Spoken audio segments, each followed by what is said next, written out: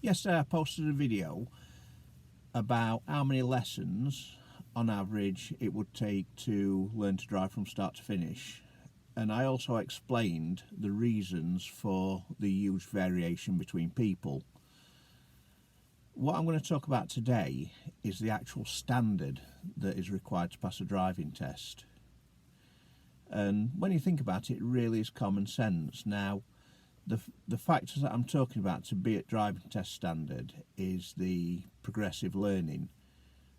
So you start off being totally unskilled, you don't know how to do anything, you have to be talked through everything, and then your skill set rises to a point where you might become what we call consciously skilled, and that means that you can do everything, you're able to do everything, but that doesn't mean that you're test ready, because if you're consciously skilled, you're still having to think about what you're doing, and the human brain can only do so much at a time, can only do things consistently well for so long, so mistakes will creep in.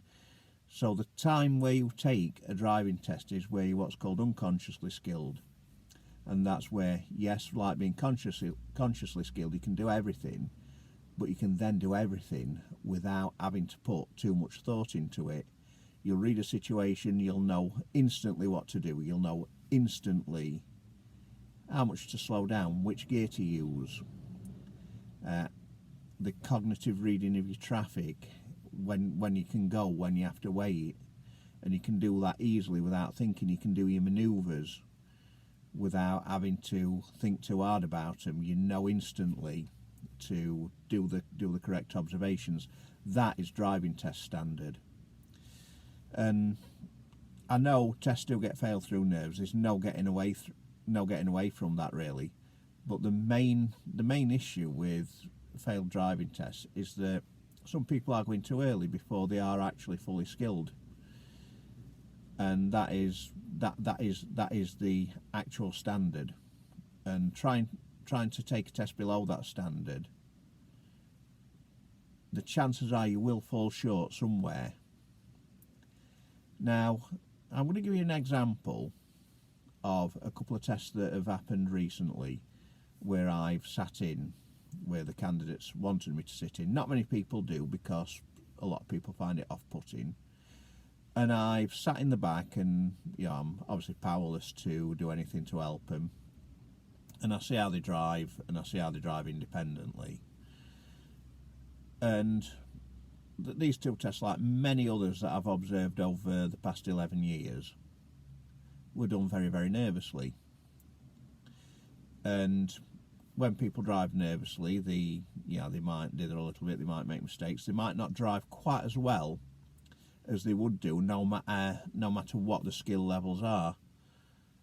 And that was definitely the case in these last two tests, and as I'm sure it is on a lot of tests. Now, what does get people through is having the correct skill level to override the nerves, because, like I say, nerves are a factor in driving tests. People do fail through nerves. There's no getting away from that. But if your skill level is high enough, and you've got the right level of confidence, which I talked about on my previous video, then the skill level and confidence should override the nerves if you are taking your test when you are truly ready. So you've got to be truly ready in terms of your skill, and you've also got to believe in yourself as well. If you do that, you stand more of a chance of passing. But if there's any issues in either of them areas, then you stand a stronger chance of failing. And really, that is simple logic.